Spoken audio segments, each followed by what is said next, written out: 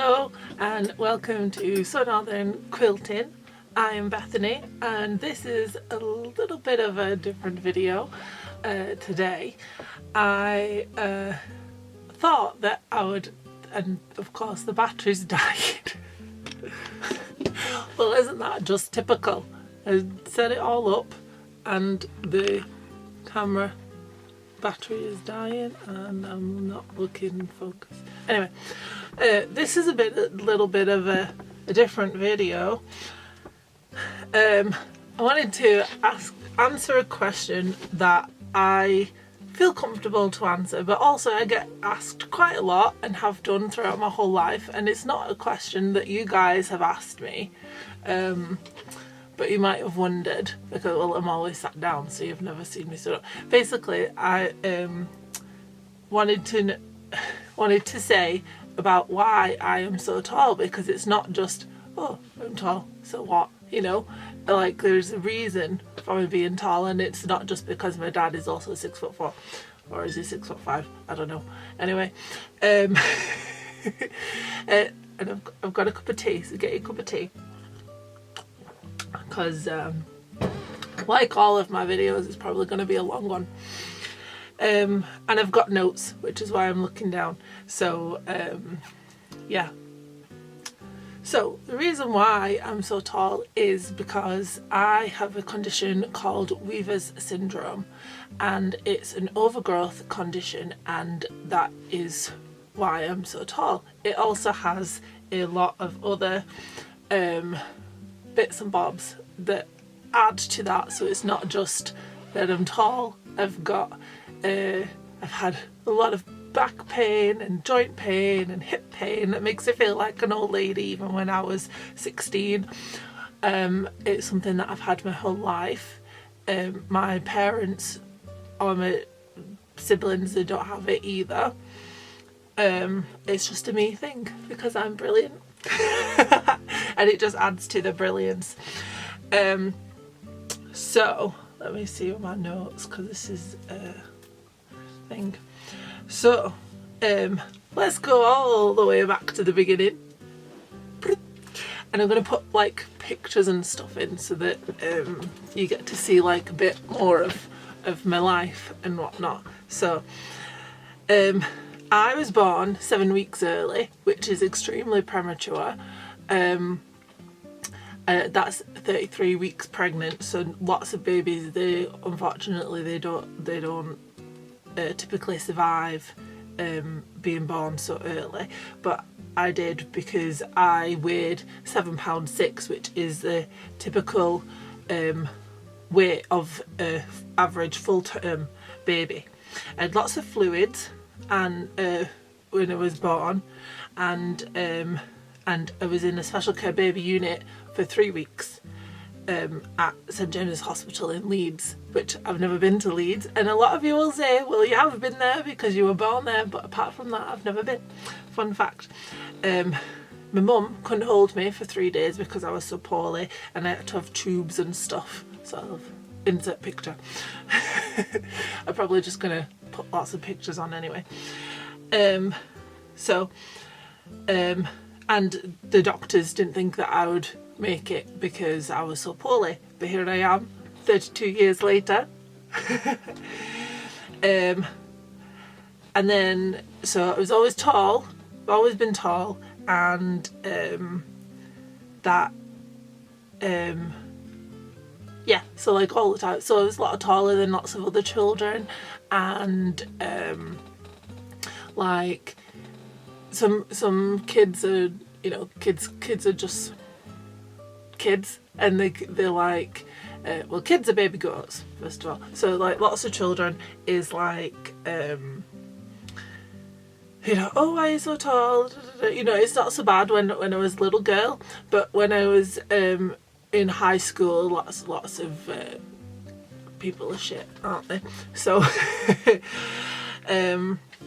got bullied by by the teachers as well as the students, and lots of comments about my height in a nasty way. and lots of how's the weather up there, and looking at me like I'm so much taller, and it's like, no, I'm not really. And then like, do I play basketball? Which, no, I don't play basketball or netball or anything like that. I don't do sports. I used to refuse to do PE apart from swimming and trampolining because that was my favourite one. And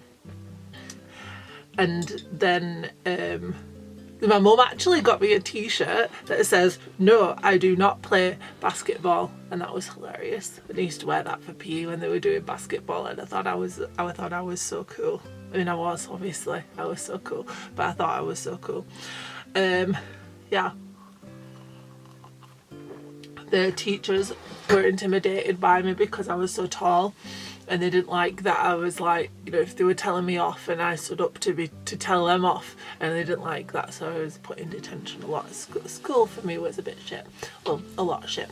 School was rubbish. But something really cool was like when I was in year 4, and I think you're like 8 or 9 when you're in year 4. I had to Google that. But I remember the classroom in year 4, and I remember I could touch the ceiling. So that was really cool, and all the kids, like my fellow classmates, they were like, you touch the ceiling, and it was just like really cool because you could just like lift up the ceiling, but then I didn't like to do that. But even the teachers thought it was cool because primary school was awesome. What else have I got in my notes? Yeah, it's always been difficult to get clothes and shoes in particular, because obviously I have bigger feet, and they don't make shoes in, like, pretty shoes in big feet sizes. So I have size 13 shoe in the UK size 13, and it's really difficult to get shoes. I've had shoes made in the Philippines and in Cyprus, and they were just they were not great. They were not great shoes, but I was very grateful that I could get shoes made, because I couldn't get shoes made over here when I looked. But so I always got my clothes from Long Tall Sally because I'm so tall, and Long Tall Sally is so cool, and I love the song Long Tall Sally as well. I feel like I'm proper rambling. And I got my first ever pair of girl shoes, because I lived my whole life in Converse and Doc Martens up until this point. When I was 22, I got girl shoes that were little 2-inch heels, and I thought I was so cool. And then when I took them off, I thought I was like really tall. I felt short for the first time in my life when I took them off, because I was finally taller, and then I was like, it's only 2 inches smaller, but I felt like I was short, and I really liked that because I'd never been short before. But then that was when I was 22, can't remember if I said that. And then when I was 24, I got actually proper girl shoes. They were these absolutely fantastic 6-inch heel boots, which I got because I could. So I did. But they were so cool. I can't walk in them. I couldn't walk in them. I still can't walk in them. And I was forbidden to go up the stairs. My mum thought I'd probably die if I went down the stairs or anything. And I remember once we went out to a burlesque night, and I thought, oh, that's going to be so cool. And it was on Halloween of all nights, so I was like, I'm going to wear my like little sexy boots, and it's going to be really cool. Took 2 steps out of my house, and I proper cruckled. So I was like, nope, no. So then I put my Converse on. If you don't know, cruckle is a Rochdale word for going over on your ankle. So you're walking and you just like cruckle. It's an onomatopoeic word, which means it sounds like how it is. So that's really fun. But it's like walking, cruckle. Like you go over on your ankle is what other people call it, which doesn't make any sense to me. That's what it is. But in these boots, because I used to wear them, and I just used to sit on the sofa with my feet up being like, oh, this is so cool. I love these boots. I feel so glamorous. And then once I made a cup of tea, so I got up off, it was said the sofa was set out like a sofa bed, and I got up and I walked into the kitchen and I made a cup of tea, and while the kettle was boiling, whatever, I just walked around the kitchen being like really tall, and it was so cool. And then I sat down after I made my brew and I was like, yeah, I am so cool. I still have them. I don't know where they are, but I still have them, and I'm probably going to just wear them just for fun. But I agree with Mum, don't go down the stairs. Don't go anywhere near the stairs in the boots, because I will like literally it's not good. Oh my gosh. Yeah, and when I wore those boots, when I've got them, I was so tall because I was 6'11" in those boots. Like, what? That is so cool.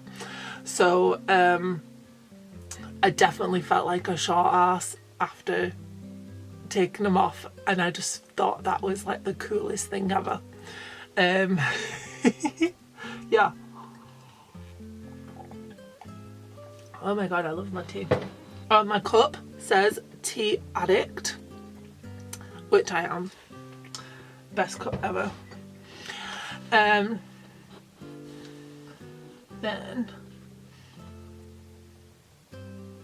yeah, so sorry if I keep looking at my notes. I've got a lot to cover. I've also got a video from when I was interviewed at uni, because if you don't know, I did first I did fashion design at uni, but they said that I had to be in the industry for 10 years before I could do things my own way, and I was like, no, I'm not doing that. I don't want to wait that long, and I want to design clothes for me and people like me, and that's what I wanted to do. So when they said that you have to be in the industry for 10 years, I was like, nah, sack that, and I went to do fine art instead.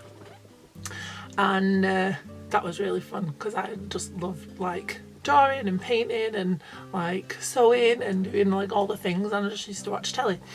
And I used to watch telly while I was doing stuff at, like, in my flat, not like in the studio. But yeah, sorry, I'm getting, I don't know what I said. So yeah, I did fine art at school, at uni. I did art at school and at college and at uni. But I did fine art at uni, and my tutor in my second year, Heather, she was lovely, and she said that I do like about me being tall as a project, because also, this is important, when I finished high school, I wasn't allowed to go to my prom because I didn't have like girl shoes to wear. I was just gonna like rock up in my Converse or my Doc Martens and like be like really cool. You know, like that sort of like emo, when did I finish school? 2009, like that sort of like emo era fashiony stuff. I thought it was really cool. So I just want to go rock up in my Converse or my Docs, so like why not? But I wasn't allowed, so I didn't go to prom. So then my Heather, my tutor, she thought that it was like really cool like that, to take that, like what I didn't have at school, and take that, because also I didn't find out I had Weaver syndrome until I was 19, and at this point I was like, was it 22, 23 I think it was, and so it's not had that long to like, you know, accept that this is something new, like, you know. So she said to do like those weavers as a project in the second year, but I wasn't ready to do that yet, because I just didn't like embrace that part of me. I didn't accept it, and like there's nothing to be ashamed with it. Like, I'm not ashamed of anything. There's nothing wrong with me. Like, there's nothing wrong with me. Like, there's nothing bad. My friends at uni really helped me understand, and they helped me understand and love me the way that they understood and loved me. They helped me understand and love myself. And in my third and final year at uni, I decided to make my project a tall tale, which is what I called it, about me and my rare condition, because I also, this is very rambly, I do apologise, also when I was diagnosed when I was 19, there was only about 40 known cases in the whole world that were being like documented in scientific medical journals and all this stuff, like scientific medical stuff. I wasn't even bothered to find out, like, you know, me and my mum, we went to the doctors and I was just like, I don't even want to know, like, I don't, you know, they're just not going to change anything, like, you know, I'm just tall, it doesn't mean anything. But my mum was like, she'd been trying to like figure out like why I'm so tall and all the things for my whole life, so this was like really important to us. So we went and I was like, right, okay. And you couldn't Google anything because they didn't know anything, and the doctors didn't really know anything,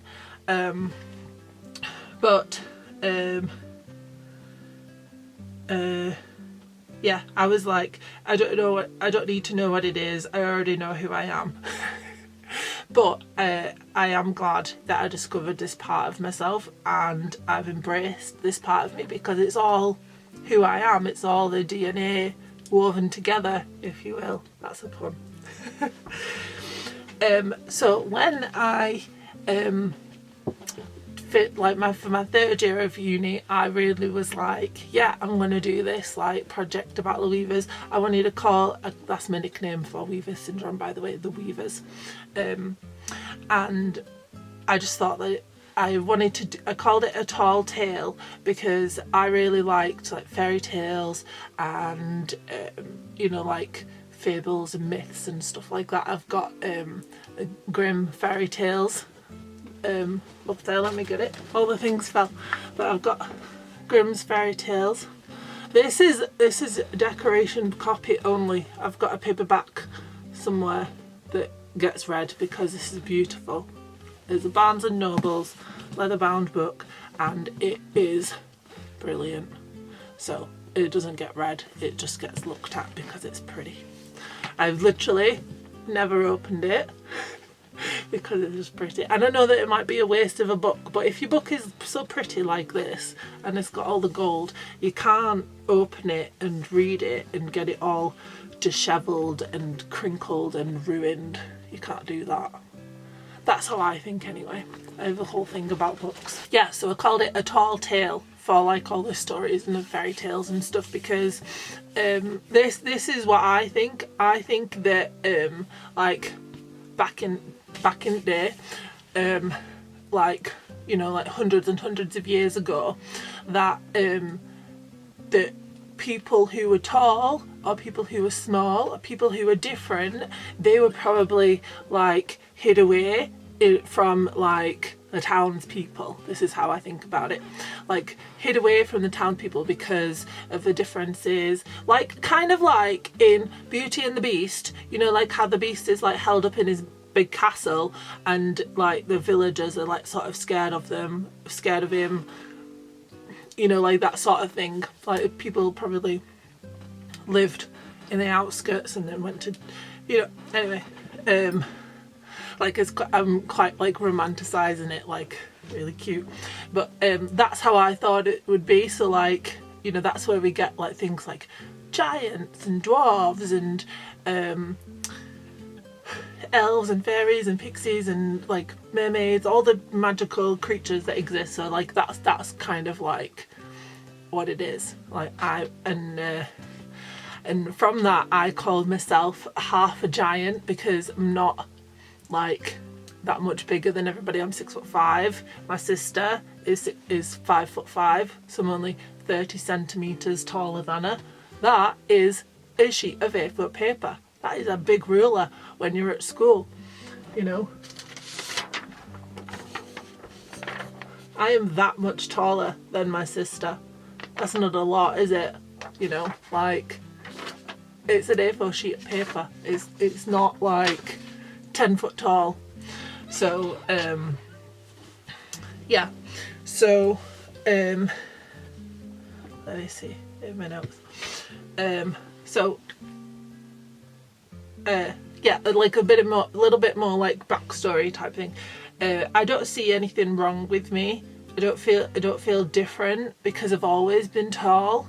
So I don't know what it's like to not be tall because I've always been tall. So I'm just me. I'm just Bethany.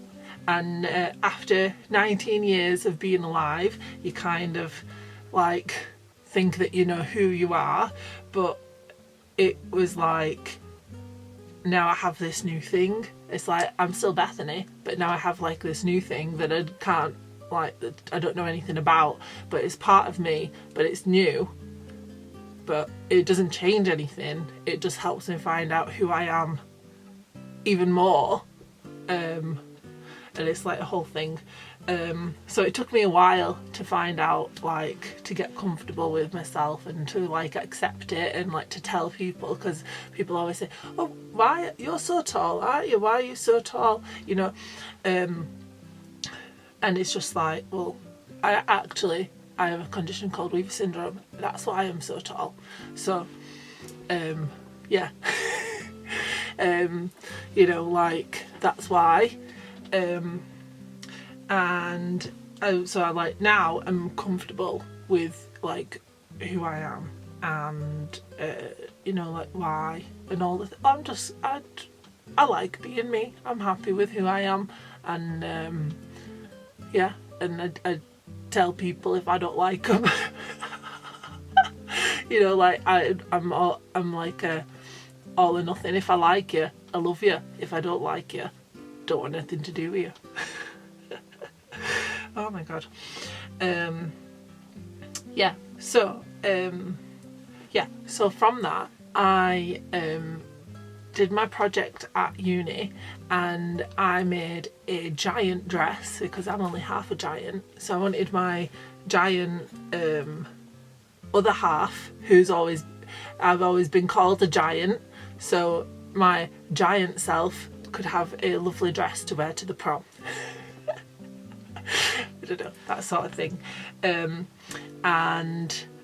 So made it's 12'10" because I'm 6'5". It's 12'10", so it's twice of me because I'm only half a giant.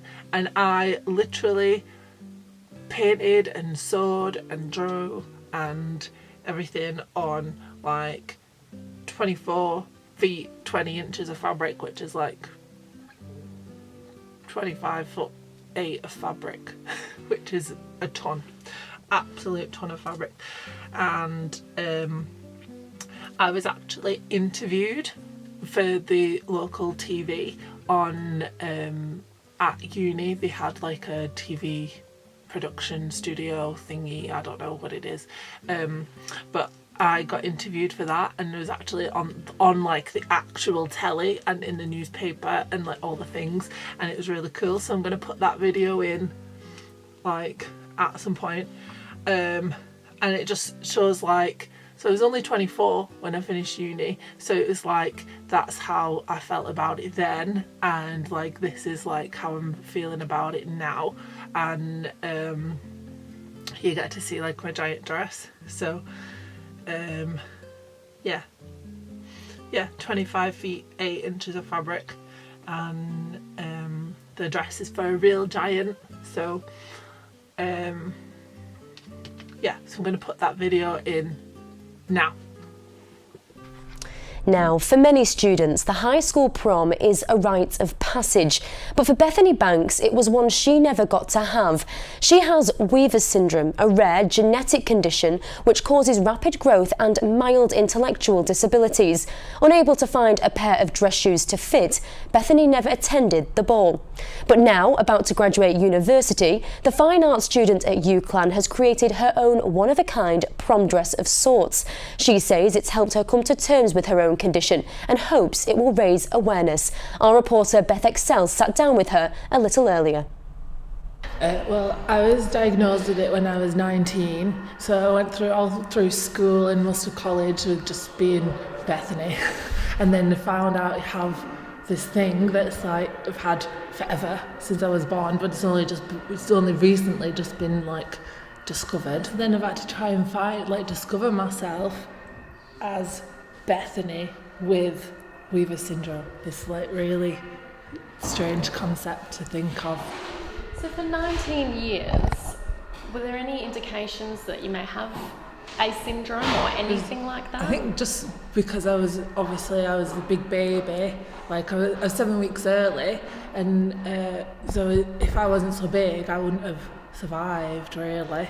So how does Weaver's syndrome present itself in you? Yeah, well, obviously the tall height, and then so like if you were to Google it, it's all about the height. It's not really much about what's going on inside your head, which is like what I'm trying to process with my dress and stuff. So like the emotional, it's called emotional lability, which is basically like mood swings, but it can be like really high, like imagine like really like a roller coaster, really really high and really low, and like high highs and low lows like frequently, like rapidly. So I could go through like the whole spectrum of emotions in like 10 minutes, and it's so exhausting. And so now you're finishing university, next chapter of your life. Tell me about your final art piece. Yeah, well, it's a 12'10" dress made from canvas, like raw canvas fabric, like you would use to put on a stretcher for a painting. And and so the dress is 12'10". There's twice of me because I'm 6'5". Like throughout school and everything, I've always been called a giant. Oh, you're a giant. Oh my God, you're a giant. Whatever. But I'm not actually that much taller than like yourself. And you know, it's just like I'm not a giant. I'm not like, you know, if you're like average size, what's like average height, like 5'5". I'm only a foot, 30 centimeters taller than them. So it doesn't make sense that I would be a giant because I'm not that much taller. It's not nice. These people, they're just ignorant and they don't understand, and it's bullying really. And I don't think it's right to be bullied because you're different. You should be like celebrated because you're different. Like, you know, like we're all different. We're all the same. We're all human beings, but we're all different, and we should be celebrated about that, you know. So I wanted to make like big dress. Like I'm gonna be. It's 12'10". It's a giant. I call myself a half giant. The words, I listen to music. My granddad actually taught me like lots of music, like from the 50s and 60s, from like when he was young, and I love that music. That's the best music. And they actually taught me Fleetwood Mac, and my favourite is like this on this teal bit with stitching is the lyrics from Sarah and Fleetwood Mac, and it says, "Drowning in the sea of love, where everyone would love to drown." It's not like sad. It's really beautiful lyrics to me. And on the other side as well, I think I wrote like just everything I was feeling, just wrote everything out, and like a biro pen. You can't read it. It's not meant to be read. The art for me is so therapeutic. It is like therapy. I think everybody should do some art, like something creative, if that's baking or music or drawing or even colouring in the colouring books or whatever, you know, like you should do something creative because it's so healing. It's healing your body, it's healing your mind. It's brilliant. It's a labour of love. This has taken you many months from February. What does it mean to you, if you can sum it up? I'm just so proud of it, and it's like I've been on this journey, and it's like I'm there now. I'm ready to say I have Weaver syndrome, and I'm not ashamed of that. And actually, like the people on my course here has actually helped me so much come to terms with it. Like, say, you know, you are Bethany, you have Weaver syndrome. So what? You know, I'm just Bethany. I happen to be tall, happen to have Weaver syndrome, and happen to be an artist, and happen to have like a million mood swings and whatever, but I'm just Bethany. I'm just, yeah. So I hope that you like that video, and that it explained a bit like that. It explained a bit more about how I felt like back then, and I do talk with my hands quite a lot. But I know sign language, and that's one of the reasons why I learned sign language, because I talk with my hands anyway. My two best friends at college were deaf, so I learned sign language so that I could talk to them. So, you know, I talk with my hands anyway, so it makes sense. Then I just wanted to talk a little bit more about like me growing up. So I grew up with my mum and my brother and my sister, but like my mum was the parent, so my mum never treated me any different than any differently growing up. She never treated me as disabled, and obviously this was because we didn't know about the Weavers back then.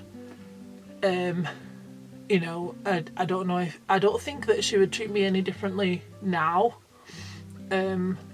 Like if I was a little girl now, or if we had the information growing up, because like that's how she was raised, and you know all that. That's getting a bit too much, but